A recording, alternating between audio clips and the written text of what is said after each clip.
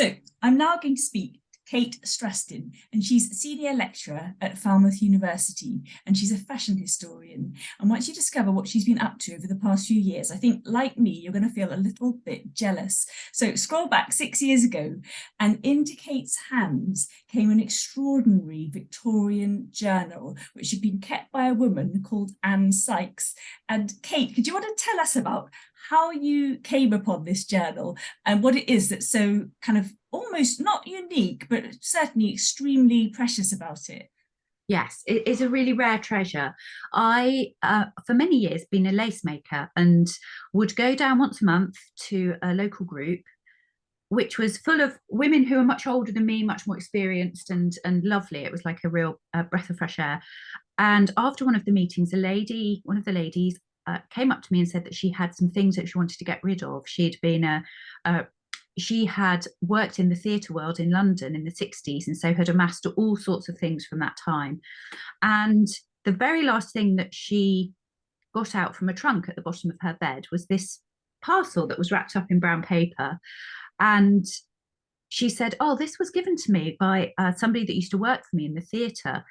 And he had found it on Camden Market, just on one of the kind of junk stalls there one Sunday morning, and he paid not very much for it, and he gave it to her thinking it might be useful for the theatre wardrobe, because it was full. It's an album full to bursting with fabric swatches stuck onto every page, and she knew nothing about it. It didn't have any provenance. It was completely anonymous, and she'd never really known what to do with it, and so she gave it to me. Yeah, and for us, so as family historians, we're so used to seeing Victorian pictures of our ancestors, and they are sepia, sepia, sepia, sepia, and that's the only colour that we see our ancestors in. So suddenly a book like this with and you came across, which has all those fabric swatches from the Victorian era, suddenly we're seeing have the potential to see kind of what their wardrobe might have looked like. So I think you said 1838 is when she started to keep her journal, didn't she? And then just Yes. keep it for many decades. It goes right up until the mid 1870s. So it covers those decades of the 19th century, which were the pace of change when it came to dress and textiles at that point was so rapid, and it reflects all of these tastes in fabric and color and pattern, and it really is incredibly vibrant. It's the most, because the swatches have been trapped in the pages and kept away from light, they've retained all of their color, and so they are just absolutely it's a complete kaleidoscope. And I think so. You wrote this brilliant phrase in your book, and you were saying about um, how so the album starts at the very commencement of Queen Victoria's reign and maps those momentous decades of everything that came to be Victorian. And you said it's a parallel life synonymous with industry and empire. And I think that's one of the extraordinary things that almost from not a humble, because she was quite a well-to-do, kind of comfortably off woman, wasn't she? But still very much an ordinary Victorian woman. She wasn't an aristocrat or anything, but still her journal reflects this huge change of industry and empire and all the kind of global network and how textile weaves into that. So what can you tell us about kind of the sense of, or some of the discoveries that particularly piqued your curiosity as you came to realize this? Well, finding out who Anne was sort of the key moment of the book, really, because there's over 2,000 swatches in the book, and none of them are written in the first person. None of them say, "Oh, this is my dress," or "This is," apart from one. So I just found this one example where she wrote Anne Sykes' dress above, and every one of the swatches has a little caption above it, but it would just say something like Emma's sash 1843, or Mrs. Gregg's bonnet ribbon, something like that. So they're very sparse, very short sort of little captions. And Anne appears a lot, but never in the first person. So it was only this one swatch of cotton that said the first dress I wore in Singapore, Anne Sykes. And so that was the one that kind of located her and meant that then it became possible to find out about all of the other her life. And so it does cover, because I would then able to use the census records in terms of like genealogy, and found out her marriage certificate. She married a merchant called Adam Sykes in 1838. And then once, as you know, I'm sure many of your readers know, once you've found that sort of hook, it kind of opens up everything. And I was able then to find many things about them and their family and friends through the records. So they moved to Singapore in 1840. Adam had a heading up a merchant operations there.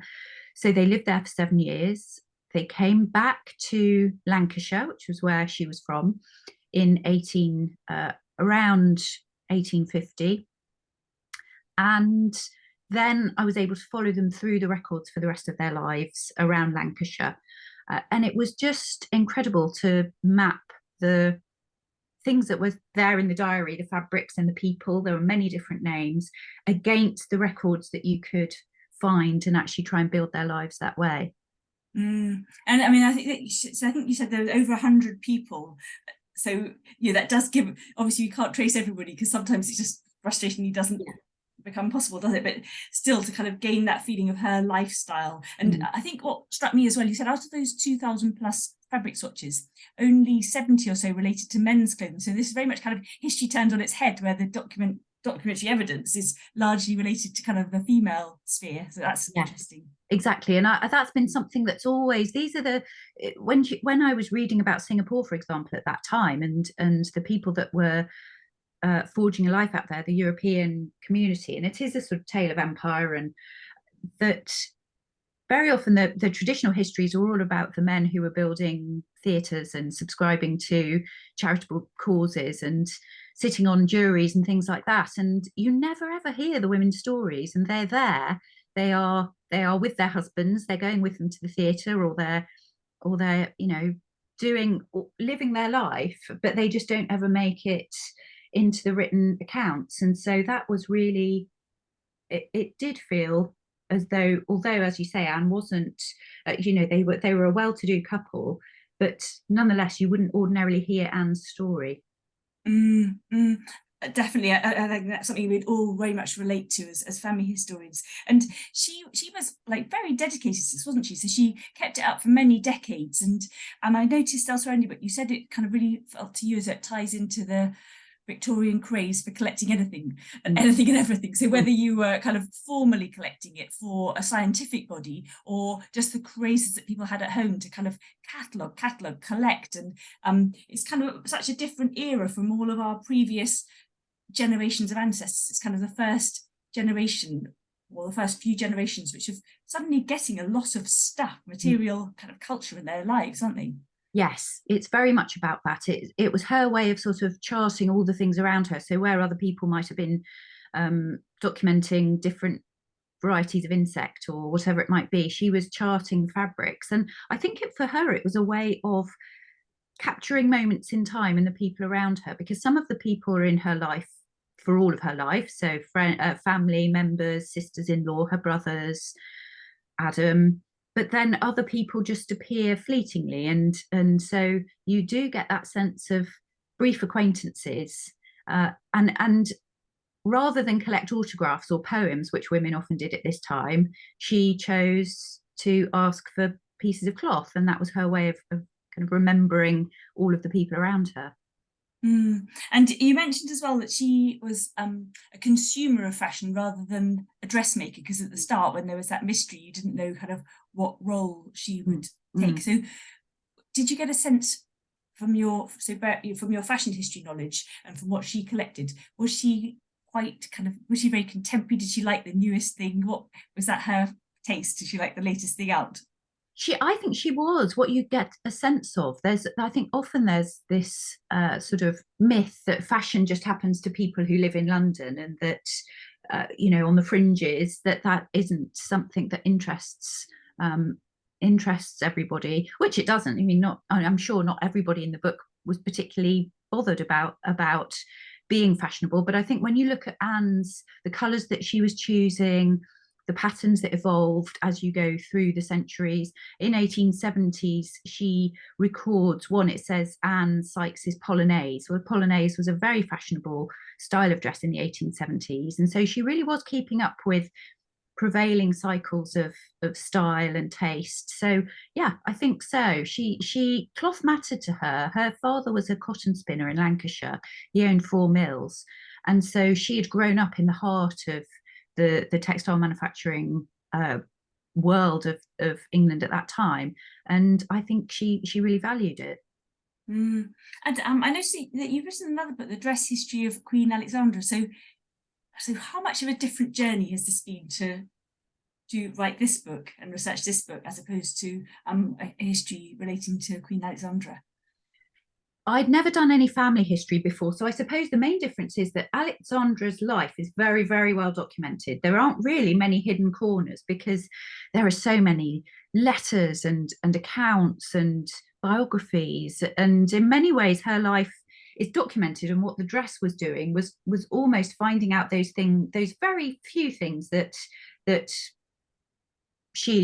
weren't immediately apparent from the kind of public sources. So there was a dress that charted, it had a very odd fastening at the back, and I was able to sort of find out about a curvature that she had in her spine. And so there's all sorts of things that dress tells you, but in that particular case it wasn't, the family history is well established, there weren't any mysteries there. And what the difference with the Anne Sykes book is this idea that you had these very intimate scraps, dressing gowns, her Adam's bedroom slippers, and things that were right at the heart of their life, but the tiniest, merest details, and actually then trying to find them in amongst all of the many Anne Sykeses and all the possible people that could have been in there, trying to just piece that life back together when you don't have very much of it was probably the biggest challenge. And so you say in the book as well that it is quite rare, and you mentioned a book by Barbara Johnson, who I think was a Georgian, and you said it was at the V&A. So these are real treasures, really, aren't they? They're not unique, but they are so few and far between that there must be so many different stories to be told from Anne's book. Yes, I think probably there were more of them. I don't think she was necessarily unique in keeping this. Maybe fewer women made them, but there are certainly a handful of them in the United States that I've found in various museums. I think it's just that very often this kind of thing wasn't valued as a practice, and so they probably got thrown away, or well, like this one, ended up on a junk stall, and it was really just fortuitous that it didn't get disposed of or cut up, or so I think there probably were more of them, and they just weren't given the same kind of value as other sorts of artistic outputs. So I think that's partly why it's such a rarity now. And it does tell these fabulous stories. And so in the book, so obviously you describe all of this, and you describe the connections, but where you go to actually see images of the textiles, like you were going to be able to put some of them online or do an exhibition? So the book is published by Chatto Vintage, which is part of Penguin Random House, and they've got on their website they have put together some images of just a few of the pages from the book, which they had photographed. It was amazing, actually. I took the diary to some very clever people with a photographic studio, that they had a special camera that could come down and photograph, because the book's quite large, and take really great high resolution images of it in situ. So it was so there have been some nice photographs taken of it, and they're on the Penguin website. Lovely, that would be good to go and explore as well. So you mentioned the book is published by Chatto, and it costs £22 in hardback, and it's out from Thursday the 23rd of February, so just a few days time from now. And anyone who has a love of family history mysteries, because basically how the story of Anne got rediscovered from her record, anyone who's a lover of textile history and just really what our ancestors wore, and the whole context of that Victorian world of a kind of comfortably off Victorian woman, then you're sure to enjoy the book. So thank you so much for your time. It's really, really fascinating to talk to you. Thanks for having me.